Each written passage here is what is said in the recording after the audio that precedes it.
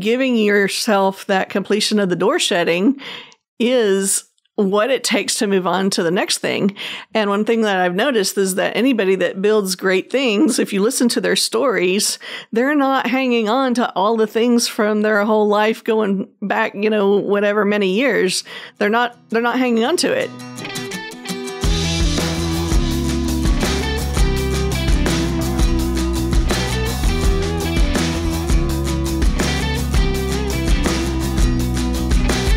Welcome. I am Dr. Susan Crockett. I'm a board-certified OBGYN in San Antonio, Texas, and I specialize in minimally invasive surgery for women. That's robotic surgery for women.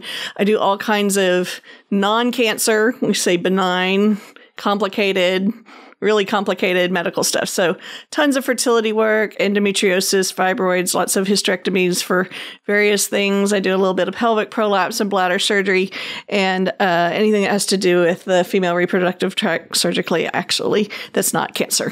If you're interested in seeing me or one of my new doctors, Dr. Alsop or Dr. Koshi in San Antonio, Texas, you can check us out at virtuosagyn.com. And the other new thing that we're launching soon is a new outpatient surgery center. You'll hear me talking about that a little bit more. It's an epicenter for teaching other doctors how to do women's surgery. We are going to do a little episode on that in a minute. And we're also launching our vitamin line. So lots of you over the years have asked me what kind of supplements you should take. And so I've worked with a partner manufacturer that I've worked with for a long time. They do FDA manufacturing processes, and we've created our own vitamin line called Virtuosa Vitamins. Also linked down below, virtuosavitamins.com. We have discounts available there, and we're not trying to be like everybody's vitamin world. We just have 12 basic vitamin supplements, and they all fit together. So we're calling this the world's first boutique curated vitamin line. And I kind of liken that to doing a capsule wardrobe for a trip or a closet. You pick your pieces that fit together and they mix and match really well. And so we want to make sure that that you're getting quality product and that you're not overdosing or double dosing on what's going on. And you're not spending your money unnecessarily on things that you shouldn't be taking or that you don't need to take. So anyway, that's all that. Today, I'm doing an episode called I Don't Live There Anymore. And this is kind of the culmination of two huge storylines in my life. One is the 7 seeds that you see behind me. So for those of you joining us who haven't known and learned about the 7 seeds, this is our teaching curriculum. On the Dr. Crockett Show, we go where the scalpel doesn't reach, and we're bringing you all the wellness and advice and the conversations that I have with my patients that have to do with helping their bodies heal better and to stay out of my office and how to live a healthier, happier life. So the 7 seeds episodes have all posted already, and this one called I Don't Live There Anymore is the final culmination of all of them. So the seeds go B, which is self-care, heal, which is fix the things that are broken, love, give, grow, pray, and attune. I really like the attunement episode. We did that one last week, so if you haven't seen it yet, go check it out. So the interesting thing about all of these things is we're helping people transform their lives from where they are to where they want to go, where they want to be. That's the biggest reason that we're doing what we're doing, because we feel that if people heal themselves and they're able to transform themselves and their world around, then they transform the world around them to make it a better place. So that's our strategy for world domination. It's not actually domination, it's world service. So we're serving you by bringing this information to you so you can feel better and have a healthier, happier life. And that in turn will have a ripple effect around the world around us. So we started off at the very beginning of this series with a talk about, having the idea in your head of understanding that there's something different out there. And then we're ending today with I don't live there anymore, meaning we've arrived at our final destination and we're looking back at where we started and closing that door. This is a really different kind of talk. I'm not sure I ever have heard anybody talk about this before. So I told you this episode is a culmination of two big storylines in my life. One is that it's the final chapter of the book in putting everything together, but it is also the end of a story that I've been going through on my own. You may remember on July 10th, we did an episode called How to Speed Up Transformation. And that was actually a talk that I did for a group of women at the hospital where I work. And I started the talk with a song by Bo Burnham, who's an artist that my son likes. He and I are fans. And the song is called The Chicken. The story about this lyric, and I'm not going to play the whole thing. The story is a chicken wakes up and she realizes she isn't where she wants to be in life. And the story is about her crossing the road. And when I was giving this talk to these women, I said, I am right in the middle of the road. I'm right in the middle of the difficult, right in the middle of the hard, right with the headlights in my face. I was in the middle of trying to sell this house. At the same time, I was moving my office and building this new office. Yeah, I'll let y'all log on to YouTube and you can watch the rest of that. So the song is about the decision to realize that there's something better that you want to move on to, and then the process of crossing the road. And when I did that talk in July, I talked about the difficult times and like what it's like right in the middle of that transformation and that change and all the challenges. And I tell you, that house that I was selling, I loved that house. I walked into it 8 years ago and I was like, oh my goodness, I can't believe I could ever get to live here. And it's a house that raised my kids in, and we had so many good memories, and I loved it so much. But it's too far away from where I'm working now, and it just was time to let it go. And also, I wanted to use the equity that I'd made in the house to help fund the transformation that I'm doing with my office, the transition from being a small little private type office to this big jump that I'm making into a larger office with the new outpatient surgery center and stepping into a national platform for teaching surgery to other surgeons. In fact, we have another platform coming on YouTube, which is going to be our surgery teaching videos, and those are coming in fourth quarter of this year. But anyway, getting back to the chicken on the other side of the road, I gave that talk when I was right in the middle of all of this move. In fact, I moved my family out of my house and I moved my new office in the same weekend. It was absolutely insane. And the stress I had for the closing of this house to be on time was absolutely like one of the most stressful things that I have ever gone through in my life. And no, it wasn't death. Nobody was dying, but it kind of felt like it, because when you don't have money and you're depending on the liquidation of an asset and the timing to come through, it can feel a lot like you're suffocating. And it's very hard not to be in scarcity mindset. And so I watched what I was doing as I was crossing this road and all the obstacles that kept coming up. And I'm not going to go into it, y'all, but this house did not want me to leave. Like, it kept finding reasons for me to stay around and hang around and have to take care of stuff. And I thought I was never going to get it all done for the wonderful family that's the buyers. And it just was this really interesting kind of metaphysical thing to look at. Like, why is this so difficult to get out of this house? But here's what happened is on August 29th, I got to the other side. I sidestepped a oncoming truck and made it to the other side of the road, just like the chicken at the end of the, oh man, I just blew it for you. Well, go watch the video anyway, the chicken video. It's really cute. So, I got to the other side. The house closed. It funded. I had the money that I needed to be able to do the next step in my businesses, which are bringing on my 2 new doctors and furnishing the new office. And so this talk is a little bit about what happens once you get to the other side. Because, you know, I walked through that house and it wasn't my house anymore. And I realized I don't live there anymore.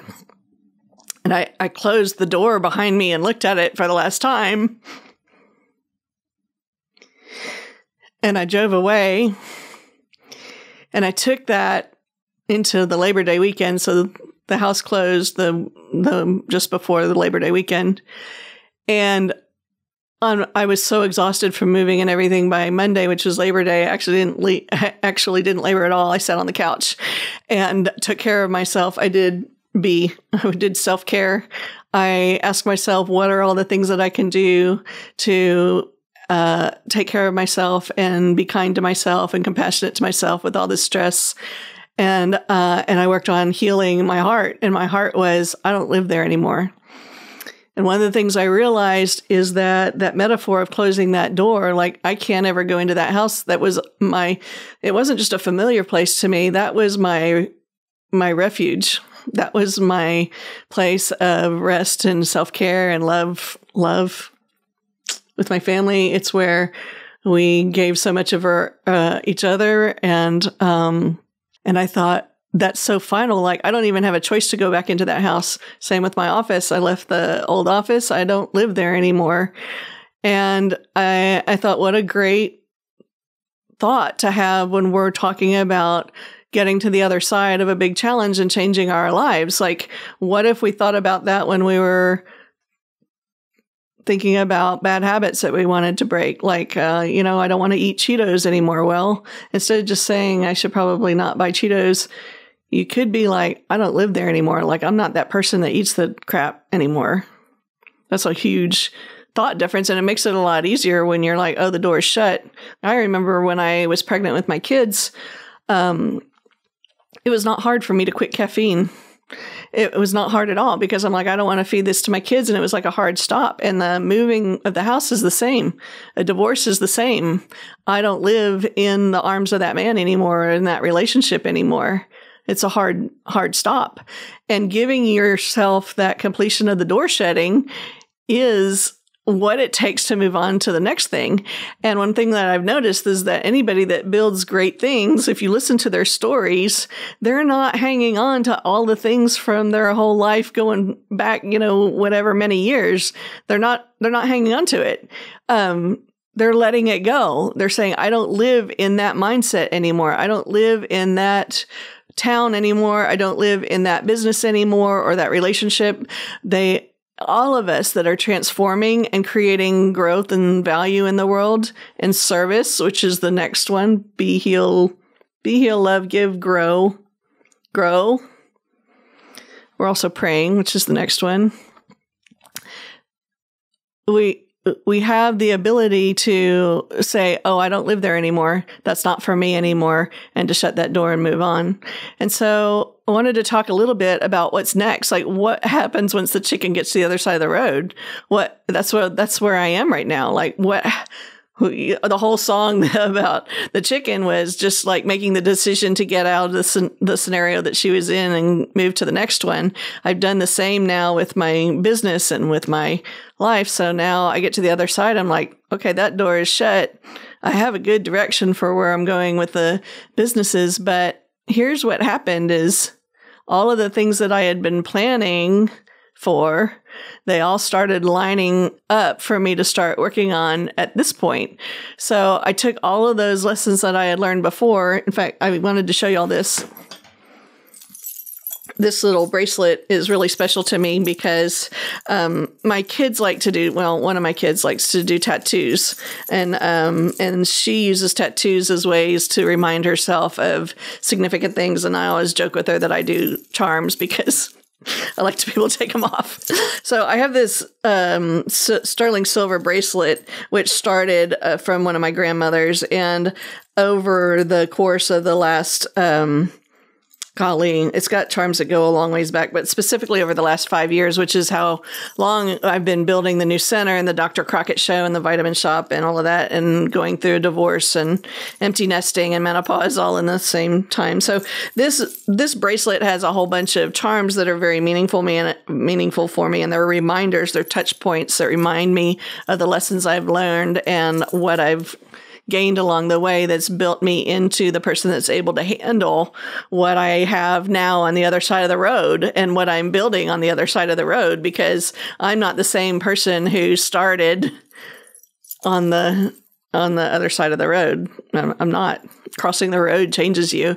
And so I think I need to add a sterling silver chicken charm to my bracelet. So here's what's next is I had this vision of this remembrance from my childhood. Every Christmas, we would go out into the woods near my house. I grew up in East Texas, and it's just loblolly pines everywhere. And we would cut down a Christmas tree on my dad's property, and we would haul it home. And it was, probably ugly as sin. Those loblolly pines, the long needles and everything. But we thought it was amazing. It was our family tradition, and it was beautiful. And my dad had a Lionel electric train set that he had from his childhood. And every Christmas, we would set that train set up on the tracks underneath the Christmas tree. And I don't know if any of y'all can relate to this or not, but we used to spend hours laying down sideways on the floor, putting the engines on the track, because the engines would have 8 sets of wheels that swiveled and they had little grooves in them. And if you didn't line them up exactly right on the track, then the train would fall over.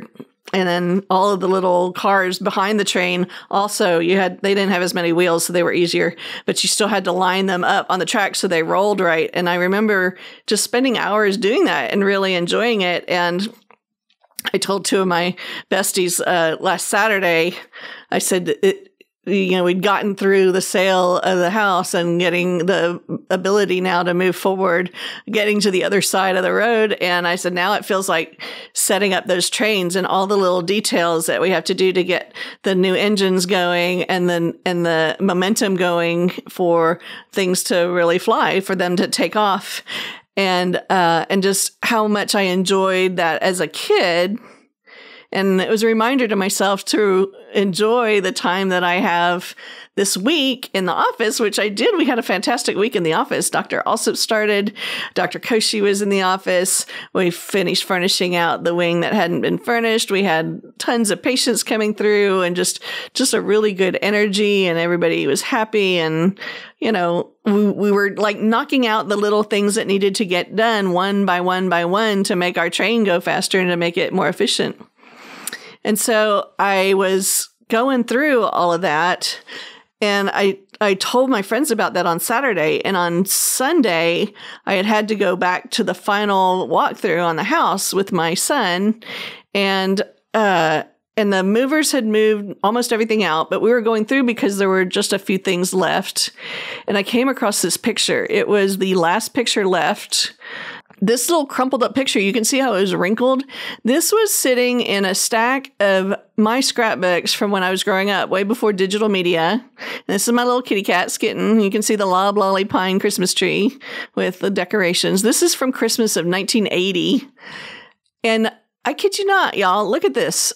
That dang train track is sitting right there in this picture. And I looked at it and I hit an attunement. I'm like, all of the things fell together. I'm like, I can't believe I'm sitting here holding this. Why of the thousands of pictures in that closet did the movers leave this little picture with this train track? And I took it as a wink from God, is what I like to call it. I know y'all all have different ways of thinking about God, but for me, I took it as it's a confirmation, it's a synchronicity, it's an attunement, and I took it as a note of confidence and peace that I'm on the right track. And all of the emotion of the last week and all of the what do you do next when you get to the other side, it just it all kind of came flooding together, and this is just really cool. So now I've taken this picture and it's sitting on a frame at my desk at the office as we go forward, putting all our little trains on the track. So the other thing that happened that morning, that Sunday morning before Labor Day, after we had closed, was also this really spectacular little thing that happened. I've got a little video to show you on this media player. So my I think this is so my realtor, before I got to the house on Sunday, she did a walkthrough and picked up her things that were left in the house. And the movers had been in the house the day before with the doors open a lot. And this little bird in her hand, this little bird was, he was trying to get out of the window above my door. So the house had big double front doors and a window over it. And the bird was it's this baby hummingbird. It was just beating itself up against the glass. And she went to my workshop and found a ladder, and the thing just tired itself out trying to chase, thinking it was being chased and trying to get away from her. And she was finally able to gently capture it and get it outside. So the interesting thing about this is when I started my practice 10 years ago, Virtuosa GYN, our original logo idea was to have the hummingbird as as our logo and as kind of the mascot for the practice, as the symbol of the practice. So in our office, there's this beautiful watercolor hummingbird painting that I still have. It's in our break room. And even though we don't use that for the logo anymore, when I saw this hummingbird, I thought, this is the house. This is the house closing the door. Like, this house that does not let me go is finally like saying, you don't live here anymore. And it's like it was giving over the equity and all of what it had meant to me and built for me, and giving it to me to give to the business, the hummingbird. And so I'm going to show this little clip for you. It's real short, but it's stunning. I'm able to find a ladder in the workshop and release this. So for those of you listening on the podcast, she's got this itty bitty bird in her hand, and it's just kind of sitting there, stunned a little bit, looking at the outside now. It's a little ruby-throated baby, and she has a little close-up of it, and the bird is just kind of sitting there looking around. It's this beautiful, brilliant green color, and she's talking to it, telling it that it's free. You're free. You're free. Stunning. So I don't live there anymore. Come on, y'all, look. We're opening the door to new beginnings. Hello. Hi, Buttercup. Okay, that's good. I hope you can see how the 7 seeds all kind of come together in this culmination of what happens when you get to the other side, and how you start getting the trains on the track and you still start moving forward, and you take all the lessons that you learned and you build to the next level. And that's how we transform and grow.